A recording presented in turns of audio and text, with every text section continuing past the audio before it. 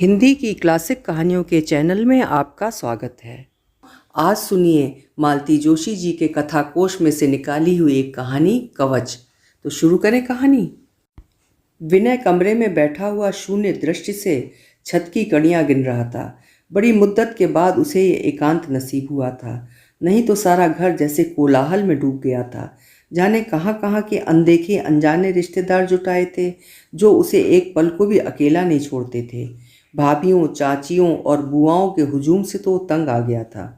चाचा और ताऊ लोगों के नामों में अक्सर गड़बड़ हो जाती थी और उसे लज्जित होना पड़ता था। इन सब से निजात पाने के लिए वो चुपके से रोज शाम को हवाखोरी के लिए निकल जाता था, पर कल से इस पर भी बंदिश लग गई थी। हल्दी जो चढ़ गई थी, अब तो कमरे की उमस भरी कैद पर उसकी नियति थी। यूँ घर से घूमने फिरने की उसे पूरी आज़ादी थी, पर उसका ही मन नहीं होता था। इतने सारे अनजान चेहरे, इतनी सारी घूरती आँखें वो बर्दाश्त नहीं कर पाता था। वो अक्सर यही सोचता था कि ये सब लोग तब कहाँ थे जब जिंदगी के कटीले पथ पर उसके और माँ के पाँव लहूलुहान हो रहे थे। अचानक किसी अज्ञात कोने से टिड्डी दल की तरह उतर आए ये लोग जरा भी अपने नहीं लग रहे थे। वो किसी से भी घुल मिल नहीं पा रहा था और लोगों ने इसे शहरी अहंकार की संज्ञा दे डाली थी। पर वो क्या करे, यहाँ आकर जैसे वो हंसना बोलना ही भूल गया था। प्यास के मारे गले में कांटे से उगाए थे। सुराही का पानी कब से खत्म हो चुका था। उसने आवाज़ दी, सुम्मी एक गिलास पानी तो दे जाना। आवाज़ देते देते ही उसने जीभ काट ली। माँ सुनेंगी तो ज़रूर नाराज़ होंगी। घर में इतनी लड़कियां हैं, सिर्फ सुम्मी की ही गुहार लगती है तो वे बुरा मान जाती हैं। उसने कोई और नाम याद करने की चेष्टा की, पर उसकी व्यर्थता पर खुद ही झेप कर रह गया। इस नक्कार खाने में उसकी तूती सुनेगा कौन। रोज की तरह आंखें आंगन में जुड़ाई थीं और ढोलक शुरू हो गई थी। उधर भट्टी के पास ताई जी हलवाई से उलझ रही थीं। बिजली की फिटिंग करने वाले छत पर गला फाड़ फाड़ कर चिल्ला रहे थे। इन सबको लांघता बच्चों का शोर। उफ, लगता था कि कान ही फट जाएंगे। पानी की तलब इतनी तीव्र थी कि वो खुद ही नीचे उतर आया। पास आने पर वे गीतों के शब्द उसके कान में स्पष्ट रूप से टकराने लगे। औरतें बड़े मनोयोग से गीत गा रही थीं। रतन भतैया अपने साथ गाड़ियां भर भर के हीरा मोती सोना चांदी और रेशम के थाल लाया है। सास और जिठानी के सामने उन सबका प्रदर्शन करते हुए बहन गर्व से फूल उठी है। विनय ने सोचा, ऐसी ही तो ऊट पटांग कल्पना करती रहती हैं ये लोग, तभी तो इनका मन नहीं भरता। उसे सुबह वाला प्रसंग याद आया। छोटी सी आय में परिवार की गाड़ी मुश्किल से खींचने वाले उसके दोनों मामा सुबह से आए थे। अपनी शक्ति से बेचारे बहुत ज़्यादा लाए थे, फिर भी सबके मुंह फूल गए थे। भीतर शायद तीखी आलोचना भी हुई होगी, क्योंकि माँ की आंखों में रुलाई के लाल डोरे स्पष्ट झलक रहे थे। कितनी बार रोएंगी माँ मेरी शादी में? सच, पहले तो पता होता तो कभी इस झमेले में न पड़ता। उसने तो माँ की खुशी के लिए अपने आदर्शों की, अपनी इच्छाओं की बलि दे दी है, पर माँ को एक बार भी तो प्रफुल्लित नहीं देखा। अरे अरे, ये क्या हो रहा है? ताई जी की कड़कदार आवाज़ से वो सहम गया। एक हाथ में गिलास और दूसरे में लोटा लिए पत्थर की मूर्ति सा खड़ा रह गया। ताई जी अपनी भारी भरकम देह समेटते हुए उसके पास आईं। अपने हाथ से उसका गिलास भरती हुई उसी रौबदार आवाज़ में चिल्लाईं, ये लड़कियां कहाँ मर गईं सब? एक गिलास पानी ऊपर नहीं पहुंचा सकती? बेचारा लड़का खुद नीचे उतर कर आया है। उनकी इस डांट के फलस्वरूप यहाँ वहाँ से कई सहमे सहमे चेहरे झांकने लगे थे। ढोलक के गीत भी क्षण भर को थम गए थे। इस अप्रत्याशित रसभंग का निमित्त अपने को जानकर विनय को बहुत संकोच हो आया। वो उल्टे पैरों अपने कमरे में लौट गया और पूर्ववत बिस्तर पर लेटकर छत की कड़ियाँ गिनने लगा। पर इस बार ये एकांत अधिक देर तक नहीं चला। लड़कियों की एक पूरी फौज कमरे में घुस आई थी। किसी के हाथ में शरबत था तो कोई ताज़ा भरी सुराही उठा लाई थी, कोई बुआ जी के डिब्बे में से 2 लगे लगाए पान चुरा लाई थी, तो कोई मिठाई और नमकीन की प्लेट लगा लाई थी।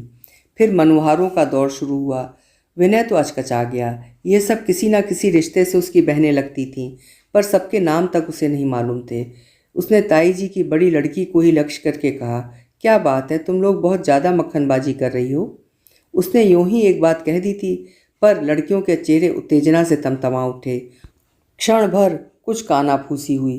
फिर स्मिता ने, जो सबकी लीडर बनी हुई थी, कहा, मक्खनबाजी की कोई बात नहीं है दादा भाई, नाश्ता तो आपके लिए स्पेशली भेजा गया है, पर आप करना चाहें तो एक काम कर सकते हैं। क्या? हम सब लोग आपकी बारात में चलना चाहती हैं। आप अम्मा बाबूजी से हमारी सिफारिश कर दीजिए प्लीज़। बात तो सिर्फ स्मिता ने की थी, पर उनका ये प्लीज़ जैसे सब लड़कियों की आंखों में उतर आया था। वे सब बड़ी आशा से उसे देख रही थीं, सुम्मी भी। उसे बड़ी खुशी हुई कि कम से कम सुम्मी ने अपने को एडजस्ट कर लिया है। वो इतनी सारी सहेलियां पाकर प्रसन्न है, सबके साथ खूब घुल मिल गई है। सुनो, उसने गंभीरता ओढ़कर कहा। कहिए। 2 दर्जन उत्सुक आंखें उस पर टक गई। तुम लोगों की सिफारिश तो मैं बाद में करूँगा, पहले ये तो पता लगाओ कि बारात में मुझे भी जाना है या नहीं। मेरी भी सिफारिश कर दो ना प्लीज़। धत, लड़कियों ने कहा और सब खिलखिलाकर हंस पड़ी, सुम्मी भी। बहुत दिनों बाद विनय भी खुलकर हंस सका था, इसलिए काफ़ी हल्का अनुभव कर रहा था। पर जैसे ही वो खिलखिलाता चहकता जुलूस सीढ़ियाँ उतर गया, उदासी फिर उस पर हावी हो बैठी। मजाक में ही कही थी उसने ये बात, पर एकदम गलत तो नहीं थी। उसकी अपनी शादी हो रही थी, पर अधिकार अब तो सारे ताऊ जी के हाथ में थे। जैसा वे चाहेंगे वही तो होना था। सचमुच अगर कुमकुम पत्रिकाओं में वर के स्थान पर उसका नाम न छपा होता तो उसे कभी विश्वास ही न होता कि ये सारे आयोजन उसी के विवाह के उपलक्ष्य में हो रहे हैं। वो कहीं से भी अपने को इस उत्सव से जोड़ नहीं पा रहा है। लगता है जैसे वो तो मोहरा मात्र है, चालें तो सब ताऊ जी को ही चलनी है। यौवन में पदार्पण करते ही वो भी शादी के सपने देखने लगा था, पर वो जैसे किसी दूसरे जन्म की बात हो गई है। यहाँ परंपराओं से घिरा बैठा विनय जैसे वो सब सोच भी नहीं सकता था। एमकॉम फर्स्ट डिवीज़न में पास किया था उसने। 3 महीने बाद ही उसे स्टेट बैंक में अच्छी सी नौकरी भी मिल गई। उसी दिन से वो कल्पना का जाल बुनने लगा था। सबसे पहले तो वो माँ की नौकरी छुड़वा देगा। बहुत कष्ट उठाए हैं उन्होंने। उसके बाद धूमधाम से सुम्मी की शादी होगी। उसकी अपनी शादी तो बहुत बात की बात थी, पर पहले घर को घर की सी शक्ल देनी थी। वहाँ था ही क्या, 4 टूटे फूटे बर्तन और पुरानी सी चारपाइयाँ। ढंग की 2 कुर्सियाँ भी तो नहीं थीं। पहले वो घर को सुव्यवस्थित करेगा, बाद में शादी की सोचेगा, और वो भी ऐसी वैसी नहीं, एकदम आदर्श शादी। पर सारी योजना धरी की धरी रह गई। एक दिन अचानक ही ताऊ जी आदम के आते ही फरमान जारी हुआ, अमुक जगह बात पक्की कर आया हूँ, चाहो तो लड़की देख आओ। वो तो सन्न रह गया। किसी तरह साहस बटोर कर उसने कहना चाहा, ताऊ जी मैं चाहता था पहले सुम्मी की। हाँ हाँ, सुम्मी की भी करेंगे, हमें भी फिक्र है, पर हाथ में कुछ हो तो पहले। मतलब ये लोग 20,000 दे रहे हैं। मतलब आप दहेज ले रहे हैं? बिल्कुल ले रहे हैं, दुनिया ले रही है। लेकिन ताऊ जी मेरे आदर्श कुछ और हैं। देखो बेटे, आदर्शों की बात भाषणों में अच्छी लगती है, शादी ब्याह करते समय तो दुनियादारी से ही काम लेना पड़ता है। अच्छा बताओ, लोगे नहीं तो दोगे कहाँ से? मैं अपने बलबूते जोड़ लूँगा। और तब तक क्या लड़की घर में बैठी रहेगी? ताऊ जी का पारा चढ़ गया था। फिर एकदम पैंतरा बदल कर बोले, वैसे तुम्हारी मर्जी है, तुम अपनी ही राह चलना चाहोगे तो अच्छा ही है। मुझे जिम्मेदारियों से मुक्ति मिल जाएगी। आगे से तुम लोगों की किसी बात में दखल नहीं दूंगा, पर कल को ये लांछन मत देना कि घर वालों ने बात नहीं पूछी। और बस माँ एकदम डर गई। लगा कि सचमुच घर के बड़े बूढ़े हाथ खींच लेंगे तो कल को बच्चों के लिए रिश्ता कौन लाएगा। विनय के सारे तर्क माँ के इस भय के आगे परास्त हो गए। माँ की खुशी को उसने हमेशा सर्वोपरि माना है। उन्हीं के लिए पिता के पुश्तैनी घर से शादी करने के लिए भी उसे राजी होना पड़ा। अब कितना पछता रहा है विनय। विनय, तुम्हारे कितने दोस्त आ रहे हैं? मेरे? हैरान था विनय, इस बारे में तो उसने सोचा ही नहीं था। मेरा मतलब है यहाँ आएंगे या वहीं मेरठ पहुँच जाएंगे? ताऊ जी ने अपनी बात स्पष्ट की। यहीं आ गए तब भी कोई हर्ज नहीं है बड़े भैया, चाचा जी बोले। ठाकुर साहब की जीप तो चल ही रही है, विनय और उनके दोस्त उसमें चले चलेंगे, बाकी लोगों के लिए बसें हैं ही। बसें? कितनी बसें चल रही हैं? 2। 2 बसों का क्या होगा चाचा जी? अरे ये कहो तो 2 बसों से क्या होगा, समझे? देखो बेटे, ताऊ जी समझाते हुए बोले, जिंदगी भर दूसरों की बारात में जाते रहे हैं, सबको बुलाने का मौका तो अब मिला है। बिट्टू की शादी तक पता नहीं हम रहें कि ना रहें। विनय समझ गया, बिट्टू अपनी 5 बहनों के बाद इस धरती पर अवतीर्ण हुए हैं। इसी का खामियाजा विनय की ससुराल वालों को भुगतना पड़ रहा है। उन नितांत अपरिचित लोगों के लिए उसका मन करुणा से भर उठा। दलपत मिसिर के यहाँ कोई गया कि नहीं? ताऊ जी ने पूछा। मैं गया था, बिट्टू ने बताया। कह रहे थे कि आएंगे तो 4-5 चेलों को भी साथ लाएंगे। लाने दो, क्या फ़र्क पड़ता है।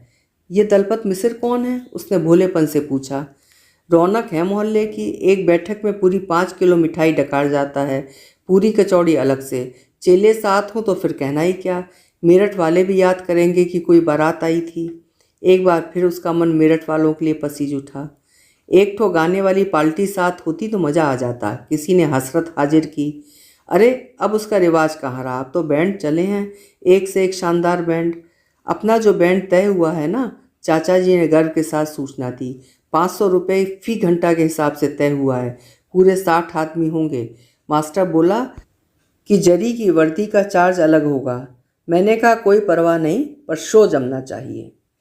उपस्थित सभी लोगों ने चाचा जी की सूझबूझ की दाद दी और दूसरे मसलों पर चर्चा शुरू हो गई। पर विनय का दिल बैठने लगा था। 2-2 बसें, एक जीप, इतना महंगा बैंड, आतिशबाजी कहाँ से आएगा? इतना खर्च कौन करेगा? क्या उन्हीं 20,000 रुपयों की होली जलाई जा रही है? वो इस दहेज के सख्त खिलाफ था, पर उसने चाहा था कि जब लिए ही हैं तो उन्हें सुम्मी के लिए फिक्स डिपॉजिट में रख दें। पर लगन के बाद से वे रुपए देखने को भी नहीं मिले थे। उसमें कुछ पूछने का साहस भी नहीं था। वैसे भी माँ ने कसम दे दी थी कि उन पैसों की चर्चा भी न चलाना। माँ बेचारी खुद चक्रव्यूह में फंस गई थीं। बेटे की शादी को लेकर उन्होंने कई सपने संजोए थे। अपनी कल्पना में बहू को तरह तरह से सजाया संवारा था, पर अपने मन से करने का साहस उनमें नहीं था। अपनी संचित सारी पूंजी उन्होंने ताऊ जी के चरणों में डाल दी थी।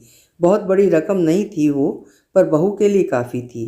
पर चढ़ाने के लिए जैसे जेवर और कपड़े रखे जा रहे थे, उन्हें देखकर मन खट्टा हो गया था। वे खून के आंसू पीकर रह गई थीं। ये जो व्यर्थ की तामझाम हो रही थी, उसका 10वां हिस्सा ही अगर बहू के काम आता। विनय, क्या तय किया है तुमने? फ्रिज लोगे या स्कूटर? जी। बड़ी दीदी के प्रश्न पर विनय चौंक पड़ा था। वो कुछ कहे इससे पहले ही छोटी दीदी बोली, फ्रिज तो बाद में भी खरीदा जा सकता है। तुम तो स्कूटर लेना, घूमने घामने के काम आएगा। लेकिन देखना वेस्पा या लम्ब्रेटा ही लेना, नहीं तो कोई भी सड़ा सा मॉडल पकड़ा देंगे। लेकिन दीदी, बड़ी मुश्किल से उसे बोलने का अवसर मिल पाया। अब कुछ की गुंजाइश ही कहाँ है? ऑलरेडी तो हम लोग इतना ले चुके हैं। वाह रे मेरे छुपे रुस्तम, बड़े जीजा जी ने पीठ पर धौल जमाते हुए कहा। अभी से इतनी हमदर्दी होने लगी? घबरा मत यार, छोटे जीजा ने चिकोटी ली। जाते ही थोड़ी मांग बैठेंगे, पहले अता पता लगाएंगे। उनकी और भी तो ब्याहता लड़कियां हैं। ये तो मांग चुके, मुंह सीकर बैठ जाएंगे। छोटी जीजी ने शंका प्रकट की। लीव इट टू मी, सब संभाल लूँगा। छोटे जीजा ने सबको आश्वस्त किया। अपने तो पहले से एजेंट लगे हुए हैं, पहले ही आगाह कर दिया है कि पंडितों की बारात समझकर सूखा मत टरका देना, चकाचक होना चाहिए। क्यों विनय, कभी कभार थोड़ा शौक तो फरमाते हो ना? कैसा शौक? अरे ये क्या शौक फरमाएगा, बड़ी दीदी बोली। चाय पीना तक तो इसने कॉलेज जाकर सीखा है। चाची ने दोनों बच्चों को बहुत सख्त ट्रेनिंग दी है, तभी तो इतने लायक निकले हैं।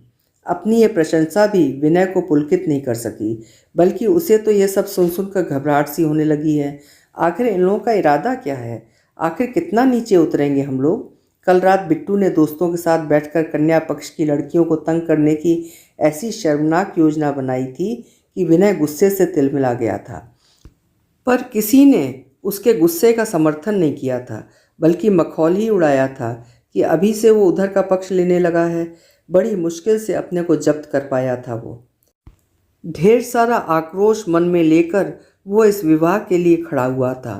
उन अपरिचित लोगों के प्रति एक अनाम रोष, उस अनदेखी लड़की के प्रति एक अव्यक्त खींच उसके हृदय में बैठ गई थी। इसी कारण उसने न उन लोगों से कभी बात ही की थी, न अपनी भावी वधू को देखने की इच्छा ही प्रकट की। माँ से साफ कह दिया कि जब ताऊ जी के वचनों की रक्षा करनी ही है, तब देखने न देखने से क्या फ़र्क पड़ता है। बिना किसी उमंग के उसने छुट्टी के लिए अर्जी दी थी, बिना किसी उत्साह के यहाँ चला आया था और बड़े ही निर्लिप्त भाव से सारी रस्में करता जा रहा था। लेकिन जैसे जैसे बारात की तैयारी शुरू हो गई थी, उसे लगने लगा था जैसे वे लोग दल बांधकर किसी गढ़ को जीतने जा रहे हैं। शत्रु पक्ष को नीचा दिखाने के सारे गुर जैसे सेना को रटाए जा रहे थे, और इस बीच जाने अनजाने, चाहे अनचाहे, उसकी सहानुभूति उस दूसरे पक्ष के साथ होती जा रही थी। बारात चलने को बिल्कुल तैयार खड़ी थी। ढेर सारे रस्मों रिवाजों को निपटाते निपटाते विनय तंग आ चुका था। इन सारे ढकोसलों से, अपनी कार्टूनी पोशाक से उसे उबकाई सी आने लगी थी। सोच रहा था कब ओके का सिग्नल मिले और वो बाहर जाकर खुले में सांस ले। चलने की बेला हुई तो पैर छूने का दौर शुरू हुआ था। औरतों की उस भीड़ में चाची, बुआ, ताई, दीदी आदि के पैर पड़ता हुआ वो माँ को खोजने लगा, पर उस अपार भीड़ में वो कहीं नहीं थी। माँ कहाँ है? सुम्मी से टकराते ही उसने धीरे से पूछा। सुम्मी ने भीतर आंगन की ओर इशारा कर दिया। उस भीड़ को चीरता हुआ विनय तीर की तरह अंदर चला आया। आंगन में तुलसी के चौरे के पास चुपचाप खड़ी माँ निःशब्द रो रही थी।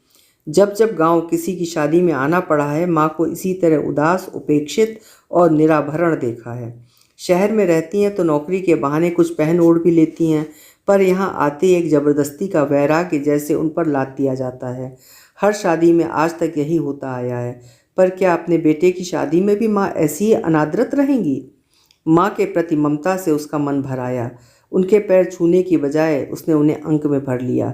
वो जान गया था कि इस समय माँ को सांत्वना की आवश्यकता है, श्रद्धा की नहीं। अरे विनय, कहाँ रह गया तू? पंडित जी उधर जल्दी मचा रहे हैं ना। झमझम करती हुई बुआ अंदर आई तो माँ बेटे दोनों छिटक कर खड़े हो गए। पीछे पीछे अक्षत रोली का थाल लिए ताई जी भी चली आईं। बोली तो कुछ नहीं, पर उनकी कठोर मुख मुद्रा पर शिकायत साफ झलक रही थी। वो सजी धजी आकृतियाँ और वो रोली का थाल विनय को पता नहीं एकदम क्या सूझा।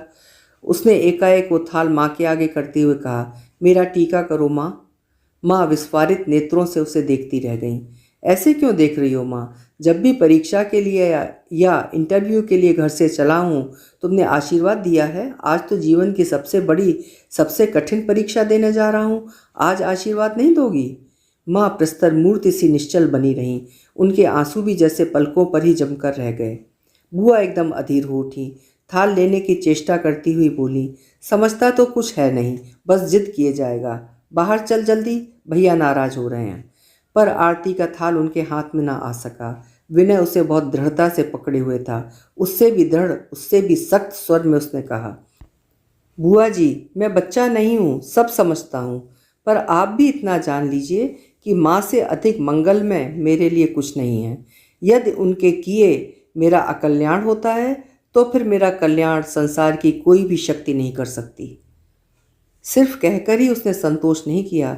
उसने माँ की उंगली पकड़कर रोली में डुबोई और माथे से छुआ भी, और उनके पैर छूता हुआ सर से बाहर निकल गया। वो जानता था कि उसके जाते ही माँ भरभरा कर रो पड़ेंगी, पर उसने चिंता नहीं की। वो समझ गया था कि घर भर की आंखें उसे खा जाने वाली नज़रों से देख रही हैं, पर उसने परवाह नहीं की। वो उसी तरह सिर उठाए बाहर आया और सजी सजाई जीप में तन कर बैठ गया। अब न उसे ताऊ जी का डर था, न ताई जी का। एकाएक जैसे उसमें शक्ति का संचार हो गया था। उसने सोच लिया था कि अब अगर कोई बाराती वहाँ ऊट पटांग हरकतें करेगा तो सख्ती से डपट देगा। बिट्टू की कोई बदतमीजी वो बर्दाश्त नहीं करेगा। ताऊ जी या जीजाजी लोग लेन देन पर चकचक करेंगे तो वो पत्थर की तरह अड़ जाएगा। पता नहीं क्यों उसे ये विश्वास हो गया था कि वो अकेले इन सबसे लोहा ले सकता है। माँ के मंगलमय आशीर्वाद का कवच जो था उसके पास। अभी आप सुन रहे थे मालती जोशी जी की बेहद खूबसूरत कहानी कवच। आपको कैसी लगी कमेंट बॉक्स में मुझे ज़रूर लिखिएगा। फिर मिलूंगी किसी इसी तरह उम्दा कहानी के साथ। आपका समय शुभ हो।